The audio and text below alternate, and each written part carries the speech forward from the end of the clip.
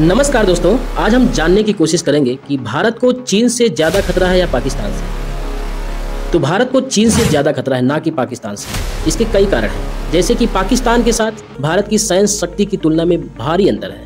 भारतीय सेना हर मोर्चे पर पाकिस्तान से आगे है, जबकि चीन एक वैश्विक सैन्य शक्ति है। उसके पास अत्याधुनिक हथियार, साइबर ताकत और बड़ी आर्थिक ताकत है। आइए हम जानने की कोशिश करते हैं कैसे चीन भारत को चारों ओर से घेरने की कोशिश कर रहा है।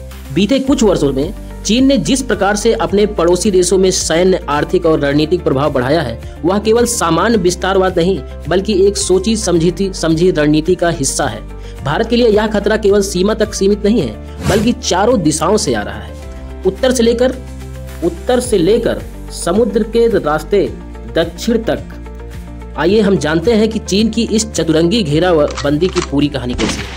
जैसे डोकलाम हुआ 2017 में, डोकलाम हुआ, गलवान हुआ 2020 में, गलवान हुआ जैसी घटनाएं चीन की आक्रामक नीति का उदाहरण है। एलएसी, जिसको लाइन ऑफ एक्चुअल कंट्रोल पर कहा जाता है, उस पर लगातार बुनियादी ढांचे का विस्तार, जैसे सड़कें, हेलीपैड, बंकर, यह युद्ध की तैयारी जैसी लगती है।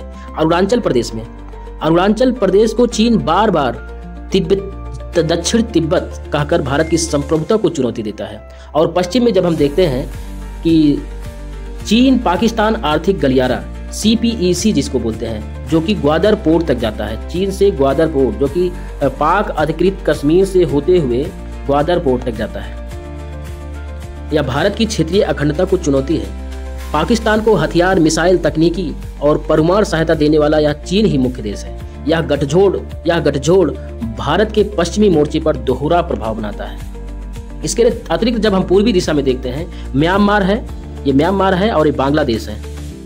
म्यांमार और बांग्लादेश में चीन वहां अपने निवेश और सैन्य पकड़ को मजबूत कर रहा है।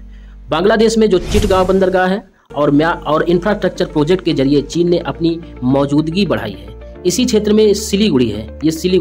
सिलीगुड़ी कॉरिडोर, जिसको भारत का चिकन नेक कहा जाता है, यह भारत के लिए सबसे संवेदनशील स्थान बन गया है। जब हम दक्षिण दिशा में देखते हैं तो श्रीलंका का हम्बनटोटा बंदरगाह, जिसको चीन ने 99 साल के लिए लीज पर ले लिया है।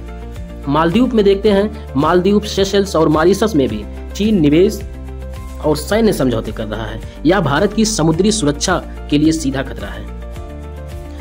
चीन की स्ट्रिंग्स ऑफ पर्ल्स रणनीति है, भारत की चारों ओर से घेराबंदी का असली खेल है। चीन हिंद महासागर में एक श्रृंखला बना रहा है जिसे पल्स कहा जाता है। हिंद महासागर में एक श्रृंखला बना रहा है जिसे क्या कहा जाता है? पल्स कहा जाता है। और उसमें कौन कौन से आते हैं? ये रहा ग्वादर बंदरगाह, जो कि पाकिस्तान में है, मालदीव है, हम्बनटोटा है। ये श्रृंखला ऐसी है, शुरुआत होती है ग्वादर बंदरगाह से, फिर मालदीव है, फिर हम्बनटोटा है, चिटगांव है, म्यांमार का बंदरगाह है जिसको कहते हैं कप्यू बंदरगाह बोलते हैं इसको। इस प्रकार से अरुणाचल प्रदेश में हमेशा दबाव डालता रहता है। और इधर है, इधर पाक अधिकृत कश्मीर से होते हुए CPEC बना रहा है। यहाँ पर जो लाइन ऑफ एक्चुअल कंट्रोल है, यहाँ पर हमेशा इसका कुछ न कुछ तनाव होता ही रहता है। तो इस प्रकार से यह सभी मिलकर भारत को चारों ओर से आर्थिक, कूटनीतिक और सामरिक तौर पर घेरे हुए हैं। अब जब इस प्रकार से भारत को घेरा जा रहा है चीन की तरफ से, तो भविष्य में कई गंभीर सुरक्षा, आर्थिक और कूटनीतिक नुकसान हो सकते हैं। तो उनको भी समझने की कोशिश करेंगे। पाकिस्तान और चीन दोनों ओर से, इधर चाइना है, इधर पाकिस्तान है, दोनों ओर से एक साथ हमला होने की आशंका भी बढ़ जाती है, जिससे भारत की सैन्य तैयारी को दुगना दबाव झेलना पड़ेगा। अगर चीन, नेपाल या चीन भूटान पर तनाव बढ़ा, नेपाल या भूटान पर यदि तनाव बढ़ता है, तो पूर्वोत्तर से हमारा भारत का सीधा संपर्क बाकी देश से कट सकता है। हिंद महासागर में भी अगर चीन ने मालदीव, श्रीलंका या अंडमान क्षेत्र में अपनी नौसेना की अस्थायी उपस्थिति बना ली, तो भारत की समुद्री सुरक्षा को भी भारी खतरा हो सकता है। और इसके अतिरिक्त ये बांग्लादेश, श्रीलंका, नेपाल जैसे देशों में भारत का पारंपरिक प्रभाव कम हो सकता है, जिससे क्षेत्रीय व्यापार और निवेश में कमी आएगी। चीन जो है जिन बंदरगाहों जैसे कि हम्बनटोटा बंदरगाह, ग्वादर बंदरगाह, इन पर कब्जा कर रहा है, वो भारत के व्यापारिक रास्तों को भी प्रभावित कर सकते हैं भविष्य में। चीन बेल्ट एंड रोड इनिशिएटिव के तहत विकासशील देशों को कर्ज देता है, जैसे कि बांग्लादेश को कर्ज देता है, म्यांमार को कर्ज देता है, श्रीलंका को कर्ज देता है, मालदीव को कर्ज देता है, पाकिस्तान को कर्ज देता है और उन पर दबाव बनाता है। इससे भारत की कूटनीतिक रणनीति कमजोर हो सकती है। और इसके अतिरिक्त भारत का क्षेत्रीय नेतृत्व भी कमजोर पड़ सकता है, क्योंकि आसियान, सार्क जैसे मंचों पर चीन की आर्थिक ताकत छोटे देशों को अपनी ओर खींच रही है। यूएनओ, WTO जैसे वैश्विक मंचों पर भी भारत की बात को चुनौती मिल सकती है अगर चीन पड़ोसी देशों को अपने पक्ष में करके भारत को आइसोलेट करता है तो।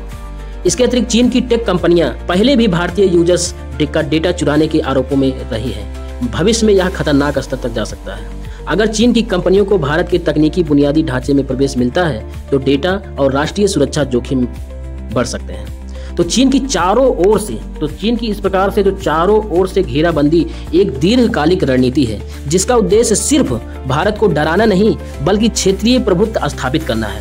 भारत को अपनी सैन्य शक्ति, कूटनीति और पड़ोसी देशों के साथ रिश्ते को इस रणनीति के खिलाफ मजबूत करना होगा।